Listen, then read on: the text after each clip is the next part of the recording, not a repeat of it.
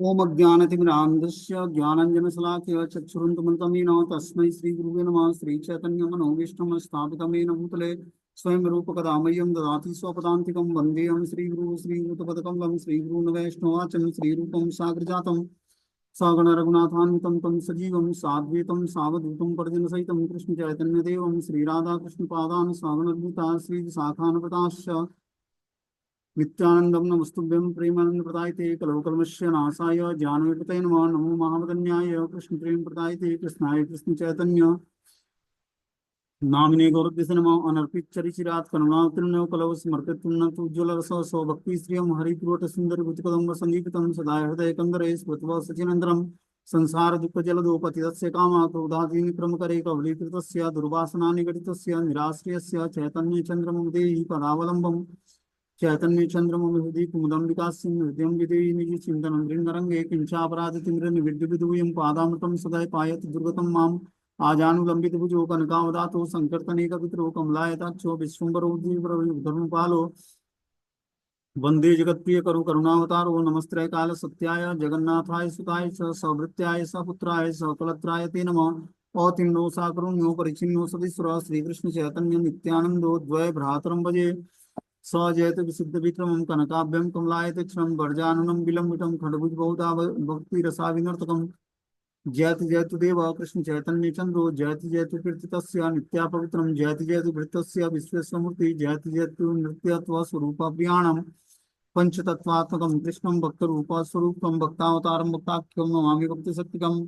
जय श्री कृष्ण चैतन्य प्रभु नित्यानंद श्री अद्वैत गदाधर श्रीवासादि श्री गौर भक्तवृंद। हरे कृष्णा कृष्ण कृष्ण हरे हरे हरे राम राम राम हरे हरे। इसमें आज हम लोग को में चैतन्य भागवत का आदि खंड चतुर्दश अध्याय मतलब 14वां अध्याय पढ़ना है। श्लोक संख्या प्यार संख्या 141 नंबर है। बोलते हैं सुना मिश्र कलियुग नाही तप यज्ञ हे न जन भजे कृष्ण तार महाभाग्य। हे मिश्र तपन मिश्र सुनो, कलयुग में तप और यज्ञ का विधान नहीं है। जो व्यक्ति श्री कृष्ण नाम का भजन करता है वही भाग्यवान व्यक्ति है।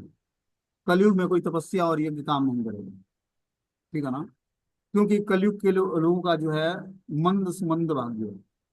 कलयुग के लोगों का भाग्य क्या है? मंद और सुमंद। और क्या है? शारीरिक रूप से भी व्यक्ति कोई भी व्यक्ति स्वस्थ और स्वस्थ नहीं है, तो तपस्या कैसे करेगा? एक दिन व्रत रखना हो तो सारी दुर्दशा हो जाती है। और अभी जून में निर्जला एकादशी पढ़ना है, तो उस दिन सुबह से शाम नहीं, उस दिन 2-3 दिन पहले से ही जल का चिंतन होने लगता है कि निर्जला एकादशी रखनी है। तो सोचो कि क्या तपस्या व्यक्ति करेगा। बोलते हैं कि हे मित्र सुनो, कलयुग में न तो तपस्या न यज्ञ का विधान है। कलयुग में व्यक्ति श्री कृष्ण नाम का भजन करके ही करेगा वही महाभाग्यवान है। भगवान चैतन्य महाप्रभु तपन मिश्र से बोलते हैं। बोलते हैं ज्ञान कर्मादि प्राकृतिक अविधियों के अतिरिक्त सतयुग के ध्यान, त्रेता में यज्ञ, द्वापर युग में अर्चना आदि विधि, अविधेय समूह के अनुशीलन में सफलता उत्पन्न करने के पक्ष में कलयुग में बहुत अंतराय वर्तमान है। अतएव अभिन्न कृष्ण के श्री नामाश्रय में जो निरंतर हरि भजन करते हैं उस जैसा महाभाग्यवान और कोई नहीं है। क्या बोलते हैं ईश्वर कि ज्ञान कर्मादि प्राकृतिक अविधियों के अतिरिक्त, ज्ञान कर्मादि जो प्राकृतिक अविधियां हैं उससे मुक्त होकर जीवात्मा सतयुग में ध्यान के द्वारा, त्रेता युग में यज्ञ करके, द्वापर युग में अर्चना विधि का पालन करके, यही अविधेय था, यही रास्ता था भगवान को प्राप्त करने का, भगवान के दर्शन प्राप्त करने का। लेकिन कलयुग में बहुत अंतराय वर्तमान है। अतएव अभिन्न कृष्ण के श्री नाम आश्रय लेकर निरंतर हरि भजन करने से ही उस व्यक्ति का महाभाग्य खुलेगा। कि कलयुग में बस व्यक्ति के पास एक ही आश्रय है, हरि नाम संकीर्तन। बोलते हैं अतएव गृहे तुम्ही कृष्ण भजन गिया, कुटी नाटी परिहरि एकांत हइया। इसलिए तुम कुटी नाटी का परित्याग करके और घर जाकर एकांत मन में से भगवान श्री कृष्ण का भजन करो। ये उपदेश तपन मिश्र को देते हैं महाप्रभु चैतन्य देव। क्या बोलते हैं कि तुम कुटी नाटी मतलब निंदा चुगली का परित्याग करके और घर में जाकर एकांत स्थान में कृष्ण का भजन करो। हे तपन मिश्र, तुम गृहस्थ आश्रम में वास करके कृष्ण की सेवा करो। कु शब्द से निषिद्धाचार और ना शब्द से वही कहा गया है। कापट्य नाट्य की कुट नाटी नाम से कथित जो धर्म अर्थ काम तथा मोक्ष इस चतुर्वर्ग रूपी कैतव चतुष्य को पुरुषार्थ या प्रयोजन समझकर जो समुदय साधन कल्पित करता है, उसका अनुशीलन करने की दुर्वासना का परित्याग करके एकांत भाव से कृष्ण नाम का आश्रय ग्रहण करो। तो मनुष्य जीवन में चार पुरुषार्थ हैं, धर्म अर्थ काम और मोक्ष। ठीक है ना। इस चारों पुरुषार्थों का त्याग करके जब व्यक्ति पंचम पुरुषार्थ क्या है, भगवत प्रेम या भगवत सेवा या भगवत नाम, जब उसकी शरण ग्रहण करता है, वही उसका वास्तविक पुरुषार्थ है, वास्तविक धर्म है जीवात्मा का। व्यक्ति धर्म अर्थ काम इस तीन में फंसा होता है।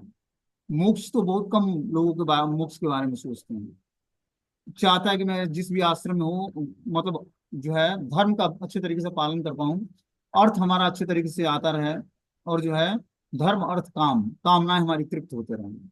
इसी के लिए इस तीन पुरुषार्थों के लिए व्यक्ति अचूक प्रयास करता है।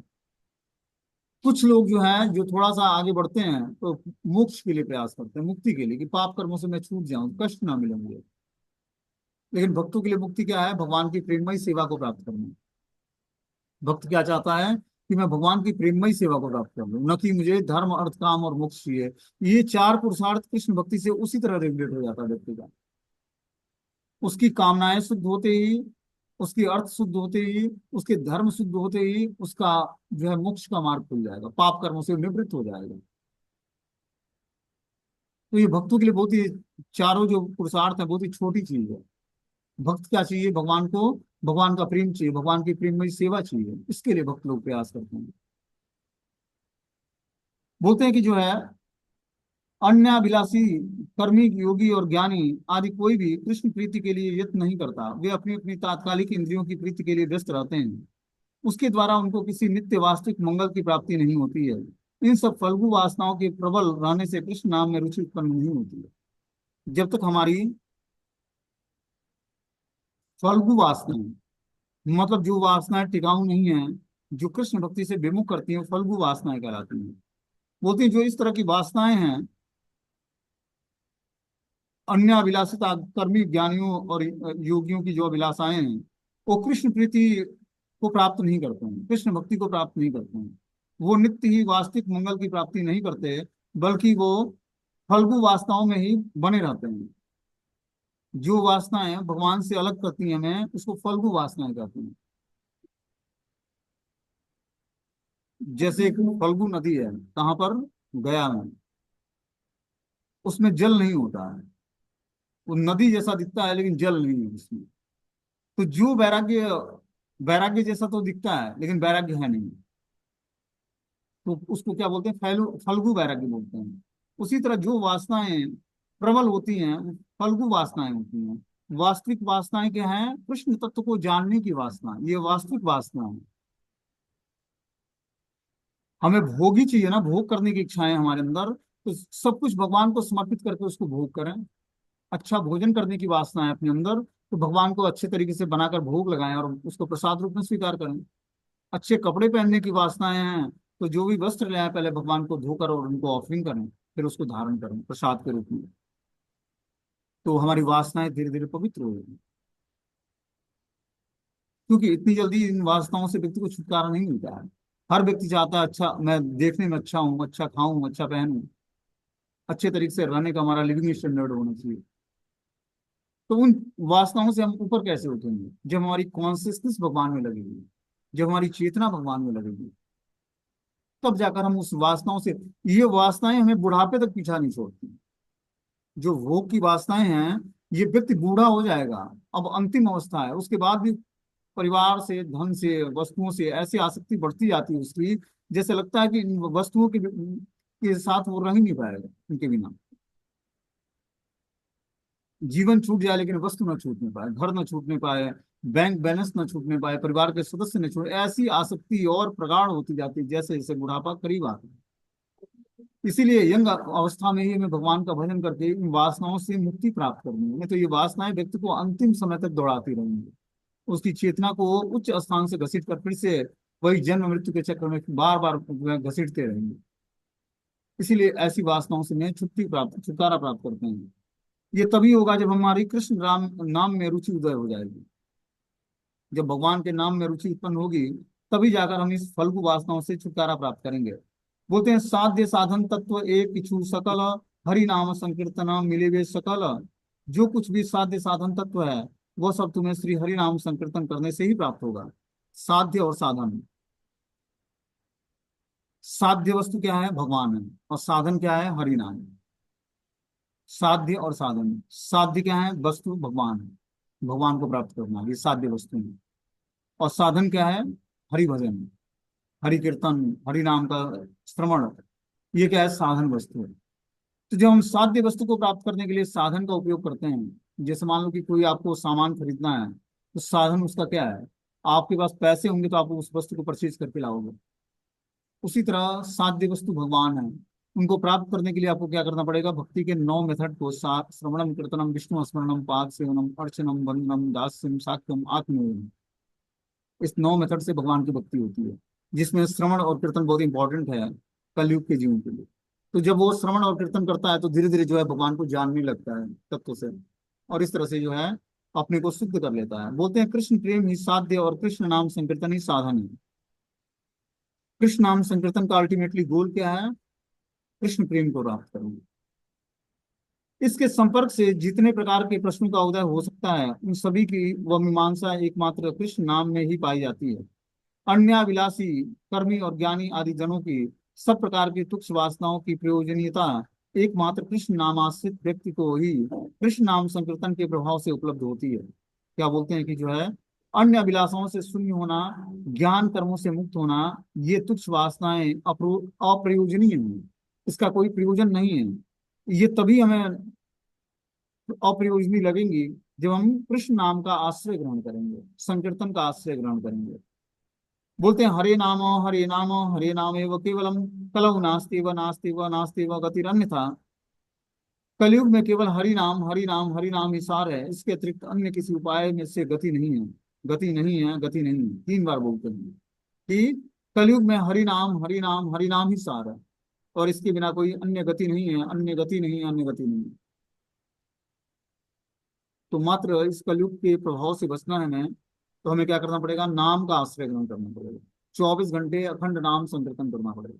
माला पे तो हम चलो 16 माला या 32 माला या 64 माला जो भी जप करते हैं करें, लेकिन ऐसा स्मरण की हैबिट डालने हैं, ये तभी होगा जब हमारा सफिशियंट मात्रा में श्रवण और कीर्तन होकर के हम जब पवित्र होंगे, तब हमें विष्णु स्मरण की सिद्धि प्राप्त होगी, तब हम निरंतर कृष्ण का स्मरण कर पाएंगे। Always remember Krishna, never forget Krishna, मतलब हमेशा मैं कृष्ण को याद रखूं, कृष्ण को कभी ना भूलूं। ये स्थिति प्राप्त होगी आपको। ये कब प्राप्त होगी, जब हम श्रवण और कीर्तन हम उचित स्रोत से करेंगे। परंपरागत और प्रमाणिक, 2 चीजें आध्यात्मिक जीवन के लिए बहुत ही आवश्यक है, कि वो ज्ञान परंपरागत होना चाहिए और प्रमाणिक स्रोत से होना चाहिए। प्रमाणिक स्रोत क्या है, कि जो आचार्यों के द्वारा जो बुक्स लिखे गए हैं, जो वैष्णव आचार्यों के द्वारा, उसी ग्रंथ को पढ़कर उस ग्रंथ को समझना है, न कि अन्य राइटर के द्वारा लिखे गए ग्रंथों को। क्योंकि जो भगवान का भक्त नहीं है वो ग्रंथ लिखेगा तो उसमें भगवान का शुद्ध जो चरित्र है या शुद्ध भक्ति है उसके बारे में वर्णन नहीं कर पाए, क्योंकि उसको खुद रियलाइज नहीं है भगवान की शुद्ध भक्ति है क्या, तो कैसे वर्णन करेगा। जब तक व्यक्ति हरि भजन नहीं करेगा तब तक उसके तात्पर्य, लिखे हुए तात्पर्य या किए हुए कथा का कोई असर नहीं होगा लोगों के हृदय पर। इसीलिए भजन करना आवश्यक है। भजन करके ही व्यक्ति शुद्ध होकर और दूसरे को वो ज्ञान देकर और उसको भी शुद्ध कर सकता है, और लोग भक्ति से जुड़ सकते हैं। तो हमें क्या करना पड़ेगा, पहले भजन करना पड़ेगा। भगवान का भजन ही एकमात्र भक्ति के लिए सबसे बड़ा हथियार है। यहाँ पर बता रहे हैं कि जो है कलयुग में केवल हरि नाम हरि नाम हरि नाम ही सार है, इसके अतिरिक्त अन्य कोई उपाय से गति नहीं है, नहीं है, नहीं है। हरे कृष्णा कृष्ण कृष्णा हरे हरे, हरे राम राम राम हरे हरे। यही श्लोक का नाम बलि लय महामंत्र, षोडश नाम 32 अक्षर यही तंत्र। क्या बोलते हैं कि हरे कृष्णा कृष्ण कृष्ण हरे हरे, हरे राम राम राम हरे हरे। इस श्लोक का नाम महामंत्र है। इस महामंत्र में 16 नाम और 32 अक्षर हैं, और यही सिद्धांत है, यही तंत्र है। तब हम इस मंत्र को जब तंत्र की तरह पहन लेते हैं गले में, ठीक है, हम निरंतर हरि नाम जब करते हैं हरे कृष्ण महामंत्र का, तब उससे क्या होता है, हमारा जीवन पवित्र हो जाता है। बोलते हैं इस श्लोक का विषय जो 32 अक्षरात्मक 16 नाम हैं, वे समस्त वो समस्त ही संबोधन पद हैं, यही महामंत्र है। पांच रात्रिक विधान के अनुसार इस महामंत्र का उच्च कीर्तन और जप दोनों प्रकार का अनुशीलन ही विहित है। जो इस महामंत्र का उच्च स्वर से कीर्तन करते हैं उनके हृदय में ही उच्च कीर्तन के प्रभाव से कृष्ण प्रीति वंशानुकुर उदय होता है। और जब हम इसका उच्च स्वर से संकीर्तन करेंगे तो क्या होगा, हृदय में कृष्ण प्रीति जागृत होगी, भगवान के प्रति प्रीति जागृत होगी। एवं क्रमशः श्री नाम प्रभु की कृपा से वह जल्दी ही साध्य साधन में पारदर्शिता प्राप्त कर ले। जल्दी ही वो साध्य क्या है और साधन क्या है इस तत्व को जान पाएगा। छड़ा नाम या कल्पित रसाभास दुष्ट नाम अपराध का चित्कार अथवा महामंत्र को केवल जप समझकर उच्च कीर्तन विरोधी होने पर वे कृष्ण प्रेम के बदले में अपराध का ही उत्पादन करते हैं। जो लोग इस प्रकार अपराध करने में कृत संकल्प हैं उनके हृदय में कभी भी साध्य साधन के तत्व ज्ञान का उदय नहीं होता है। जो व्यक्ति वैष्णव अपराध करता है या नाम के प्रति अपराध करता है, हमने सुना है कि नाम के प्रति 10 अपराध होते हैं जो हम लोग सुबह उच्चारण करते हैं। हरि नाम के प्रति, हरि नाम के जप में होने वाले 10 अपराध। तो जब हमें नाम जप में जो 10 अपराध होने उस 10 अपराधों से बचकर जब हम नाम जप करेंगे तब धीरे धीरे हम प्रोग्रेस कर पाएंगे। बोलते हैं कि जो है, जो लोग इस प्रकार अपराध करने के कृत संकल्प हैं उनके हृदय में कभी भी साध्य साधन के तत्व ज्ञान का उदय नहीं होता है। ये सब गुरुद्रोही अपराधी जन माया के श्रृंखल में ओतप्रोत भाव से आबद्ध हो जाते हैं। ये शुद्ध वैष्णव को विद्वेष करते करते मंगल प्राप्ति के बदले चीरकाल तक निरयगामी होते हैं। तो जो नाम के प्रति या गुरु के प्रति अपराध जन्य भाव रखता है वो धीरे धीरे जो है माया के श्रृंखला में आबद्ध हो जाता है और इस तरह से शुद्ध वैष्णव को विद्वेष करते करते अपनी मंगल प्राप्ति के रास्ते से हटकर चीरकाल तक जो है नरकगामी बन जाता है। इसीलिए हमें न तो गुरु के प्रति अपराध करना है, न तो हरि नाम के प्रति, न ही किसी शुद्ध वैष्णव के प्रति। भक्ति में हमें वैष्णव अपराध से बचना है, भक्तों के प्रति अपराध न करें, गुरु के प्रति अपराध न करें। कोई हमें कमी महसूस होती है या उनके शब्द कुछ अच्छे नहीं लगते हैं तो क्लेरिफाई कर लेना चाहिए, लेकिन अपराध नहीं करना है। बोलते हैं साधिते साधिते वे प्रेमा अंकुर हवे साध्य साधन तत्व जानीबा से तबे। उक्त महामंत्र का साधन करते करते जब प्रेम अंकुर उत्पन्न होता है तब तुम स्वयं ही साध्य साधन तत्व को जान सकोगे। जब महामंत्र का उक्त महामंत्र का साधन करते करते धीरे धीरे प्रेम हृदय में अंकुरित होगा और प्रेम अंकुरण होने से क्या होगा, आप साध्य और साधन तत्व को तत्व से जान पाओगे कि साध्य वस्तु क्या है और साधन क्या है। साध्य वस्तु भगवान है और साधन तत्व क्या है, जो हम उस रास्ते पर चलने के लिए स्वीकार करते हैं, भक्ति। प्रभुर श्री मुखे शिक्षा सुनी विप्रवर पुनः पुनः प्रणाम करे बहुतर। प्रभु के श्रीमुख से उस विप्र ने शिक्षा को श्रवण करके पुनः पुनः उनके श्री चरणों में प्रणाम करने लगे। तपन मिश्र जो थे उस विप्र ने क्या किया, महाप्रभु चैतन्य देव के मुख से जब शिक्षा का श्रवण किया, भक्तिमय शिक्षा का, तो वो क्या करते हैं, विप्रवर भगवान के चरणों में प्रणाम करने लगते हैं। मिश्र कहे आज्ञा है आमी संगे आसी, प्रभु कहे तुम शीघ्र याओ वाराणसी। मिश्र ने कहा, हे प्रभु यदि मुझे आज्ञा हो तो मैं भी साथ चलना चाहता हूँ। प्रभु ने कहा, हे मिश्र तुम अभी शीघ्र ही वाराणसी चले जाओ।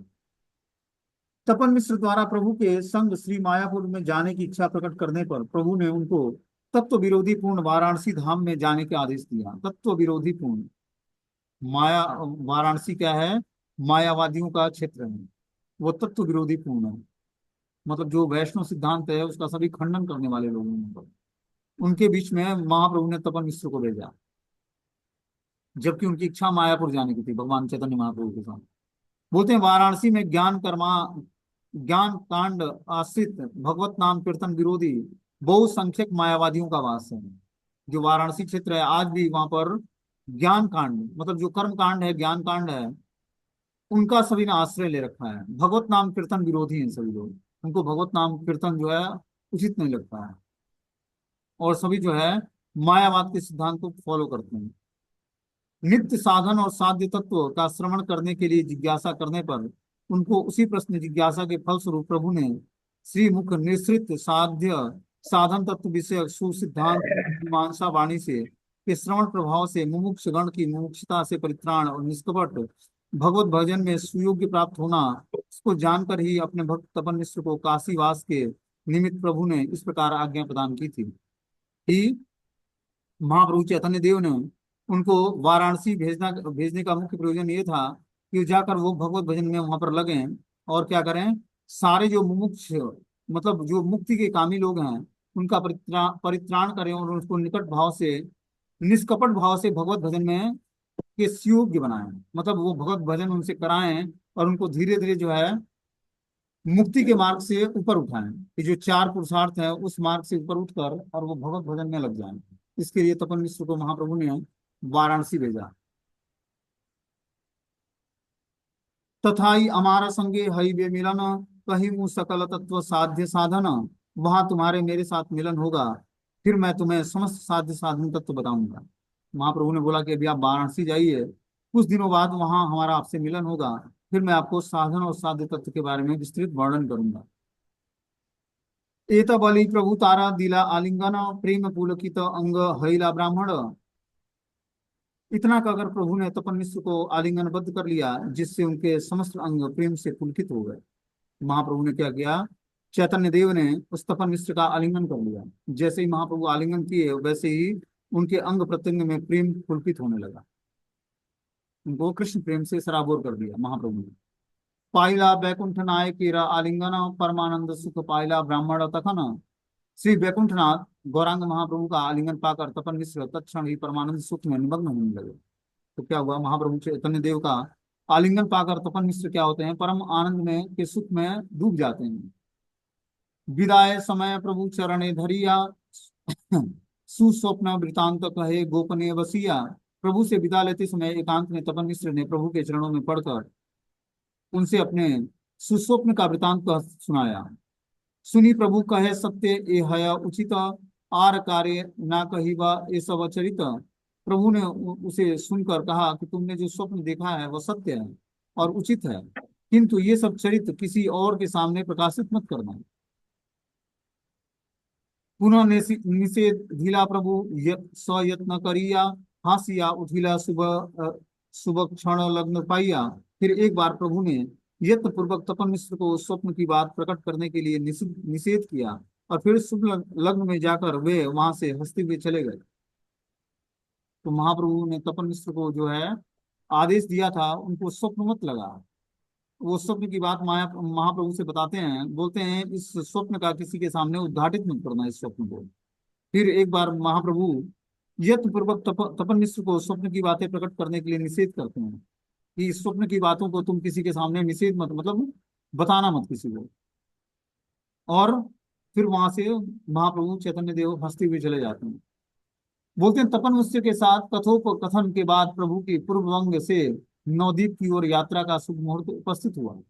अब महाप्रभु बंग देश से, और जब बंग देश मतलब बांग्लादेश, ठीक है ना, पहले वो बांग्लादेश बंगाल में था, पश्चिम बंगाल मतलब कोलकाता क्षेत्र में। अब जो है बांग्लादेश अलग हो गया और इंडिया अलग हो गया, कोलकाता अलग हो गया, तो बंग देश मतलब बांग्लादेश। बोलते हैं कि जो है पूर्व बंग से नवद्वीप की ओर यात्रा का शुभ मुहूर्त उपस्थित हुआ। उसके दर्शन से प्रभु ने हर्षित होकर उच्च स्वर से हंसते हुए उठकर अपने घर के लिए पुनर्यात्रा शुरू की। और इस तरह से महाप्रभु वहां से चल देते हैं बंग देश से और नवद्वीप मायापुर के लिए निकल पड़ते हैं। हे नमते प्रभु बंग देशे धन्य करी, निज गृह आई लेना गौरांग श्री हरि। इस प्रकार श्री गौरांग हरि बंग देश को धन्य धन्य करके अपने घर लौट आते हैं। व्यवहारे अर्थवृत्ति अनेक लइया, संध्या काले गृह प्रभु उतरीला गिया। लौकिक रीत के अनुसार प्रभु प्रचुर धन संपत्ति लेकर संध्या के समय अपने घर पहुंचे। तो महाप्रभु चैतन्य देव अपने घर आ जाते हैं। बोलते हैं संसार के प्रयोजनीय द्रव्यादि के विनिमय स्वरूप असामान्य अर्थ और पूजा प्रतिष्ठा सम्माननीय संग्रह करके प्रभु जब नवद्वीप में आकर उपस्थित हुए तब संध्या काल का प्रारंभ हो चुका था। तो महाप्रभु गृहस्थ आश्रम के गृहस्थ के रोल में थे, तो गृहस्थ आश्रम का धर्म है कि धन कमाना, इसलिए महाप्रभु बंग देश में गए थे कि मैं वहां से कुछ धन ले आकर और अपने गृहस्थी को अच्छे तरीके से चलाऊंगा। बोलते हैं कि जो है संसार के प्रयोजनीय द्रव्यादि के विनिमय स्वरूप असामान्य अर्थ और पूजा प्रतिष्ठा सम्माननीय ग्रहण करके प्रभु जब नवद्वीप में आकर उपस्थित हुए तब संध्या काल का प्रारंभ हो चुका था। इसके द्वारा यह न समझें कि जिस दिन वे पूर्व बंग के शुभ क्षण में बाहर निकले थे, उसी दिन संध्या काल में वो श्री माया पर पहुंच गए थे। इसके बीच में प्रभु के कुछ दिन पथ में अतिवाहित हुए थे, ऐसा समझना चाहिए कि महाप्रभु जब बंग देश से निकले मायापुर के लिए, तो कुछ टाइम उन्होंने रास्ते में, कुछ टाइम उनका रास्ते में बीत गया। दंडवत कैला प्रभु जननी चरणे अर्थवृत्ति सकल दिलेन तान स्थाने।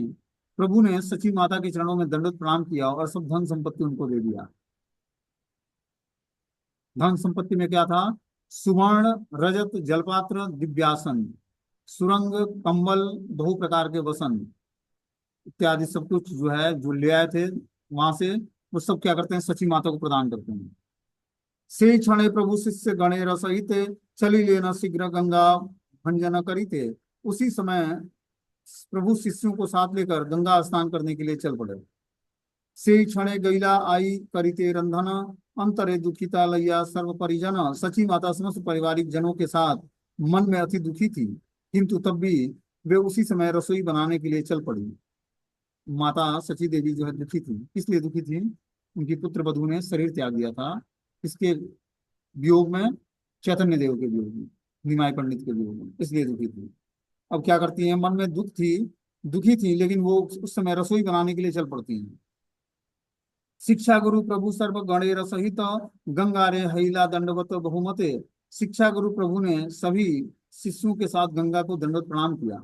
गंगा तट पर जाते हैं भगवान स्नान करने के लिए, और शिष्यों से क्या करते हैं? गंगा को दंडवत प्रणाम करते हैं।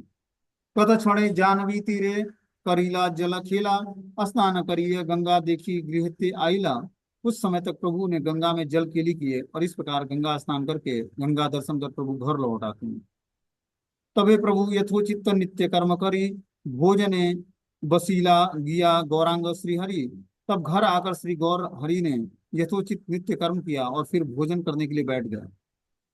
इस तरह से वो गौरांग महाप्रभु अब गंगा स्नान करके घर लौट आते हैं, और जो भी नित्य कर्म है उससे निवृत्त होकर भोजन करने के लिए बैठ जाते हैं।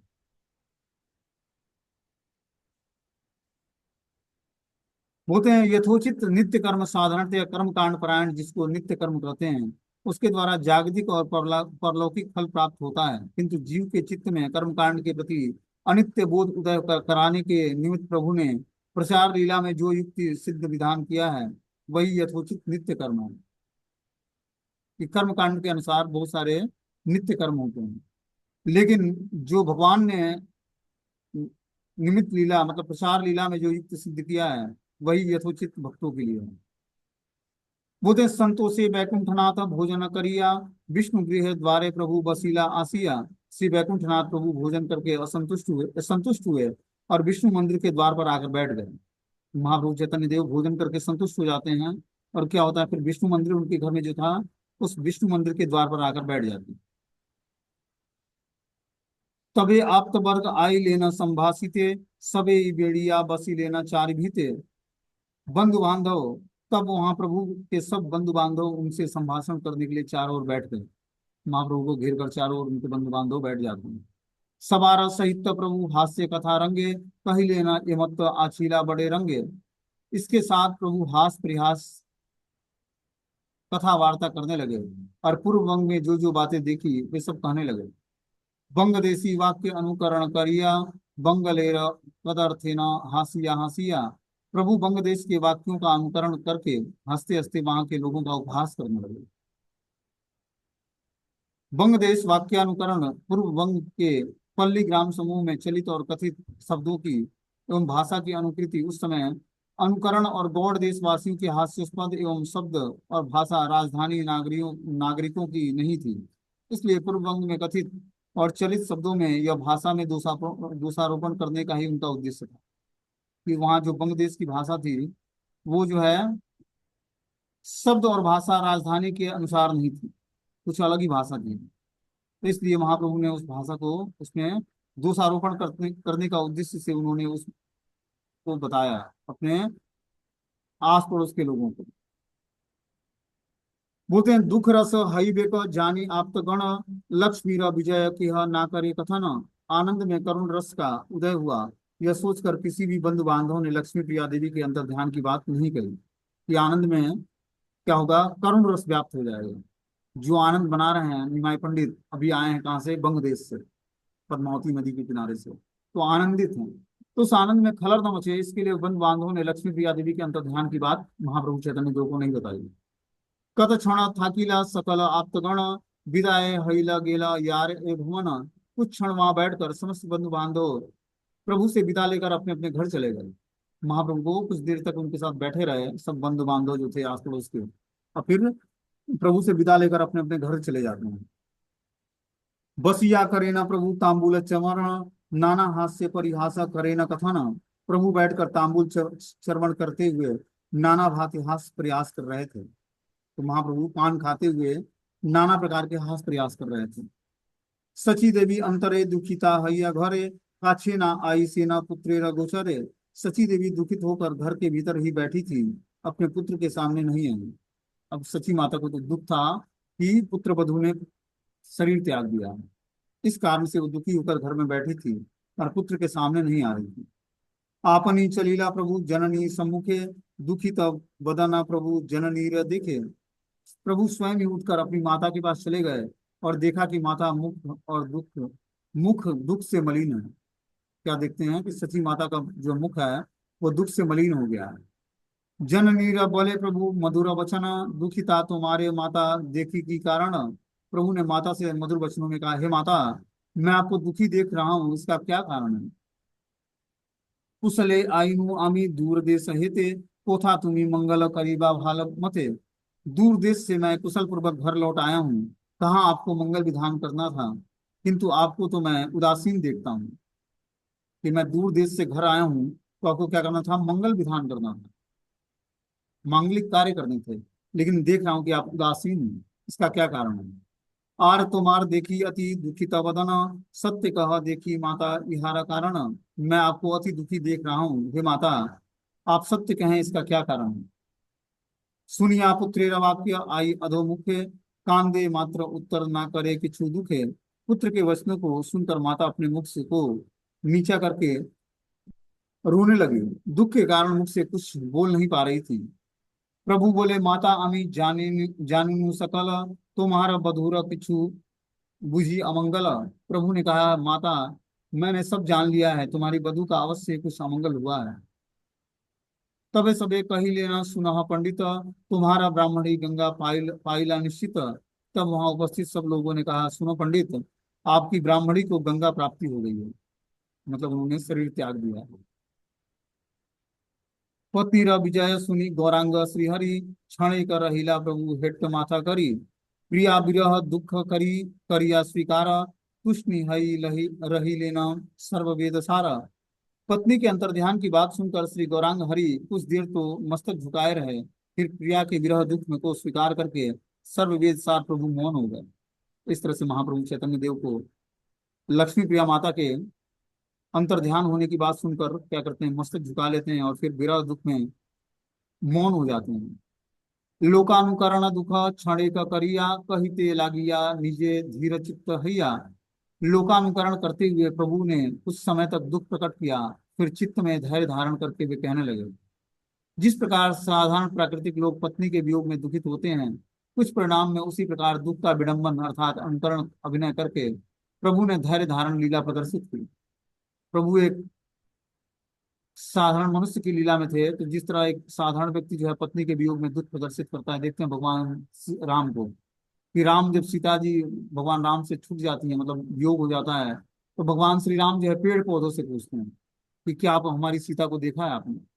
स्वयं भगवान है, उनको किस बात का वियोग है, लेकिन क्या करते हैं, एक नर लीला के कारण इस तरह का वो रोल प्रदर्शित करते हैं साधारण व्यक्तियों के बीच में, कि पत्नी के वियोग में वो किस तरह से तड़प रहे हैं भगवान श्री राम। वही स्थिति यहाँ पर भगवान चैतन्य महाप्रभु की है। बोलते हैं जिस प्रकार साधारण प्राकृतिक लोग पत्नी के वियोग में दुखी होते हैं, कुछ परिणाम में उसी प्रकार दुख का विडंबन अर्थात अनुकरण अभिनय करके प्रभु ने धैर्य धारण लीला प्रदर्शित की। कस्य के पति पुत्राज्ञाम मोहम एव ही कारणम।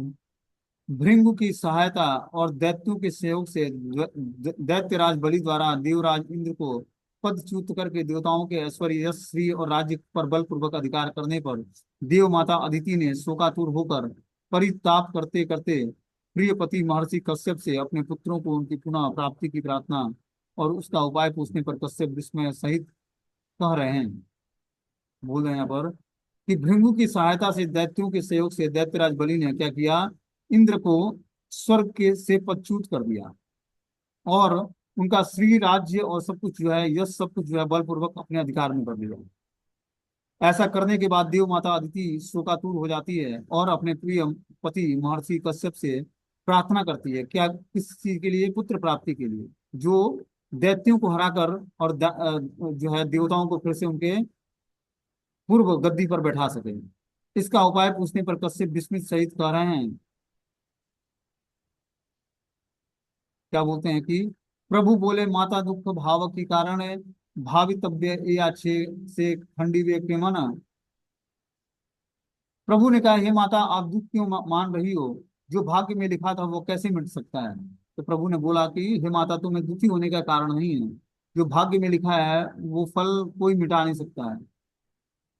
ठीक है ना? बोलते हैं कि जो है जीव अपनी वासना द्वारा शुभ अशुभ फलों का संचय करता है, अवश्य में भोक्तव्यम कृतम कर्म शुभाशुभम। भोग द्वारा ही वह कभी नष्ट होता है और कभी शुभ फल को प्राप्त करता है। इसमें भगवान का कुछ लेना देना नहीं है। जो जैसा कर्म करता है उसी तरह उसके जो है, बता रहे हैं कि कपाल और ललाट पर लेखन देव का निर्बंध है। मतलब व्यक्ति का भाग्य पहले ही निर्धारित हो जाता है जब वो जन्म लेता है, कि क्या कार्य करेगा और कब तक इस संसार में रहेगा। ये सब पहले से ही लिखित होता है। बोलते हैं वासना द्वारा शुभ और अशुभ फलों का संचय करते हैं, अवश्य में भोक्तव्य कृतम कर्म शुभाशुभ। भोग द्वारा ही वे विनष्ट हो जाते हैं। जब व्यक्ति के अंदर भोग की इच्छाएं जागृत होती हैं तो धीरे धीरे उसका विनाश शुरू हो जाता है। यही मत काल गति के कारोन है, ये अत एव संसार अनित्य वेदिक है। यह काल की गति ऐसी ही है, यहाँ कोई किसी का नहीं है। यह संसार जो अनित्य है इसका वेद भी बखान करते हैं। बोलते हैं जो ये संसार है वो अनित्य संसार है, इसका वेद भी बखान करते हैं कि ये जो भौतिक संसार है क्या है, अनित्य है, परमानेंट नहीं है, शाश्वत नहीं है।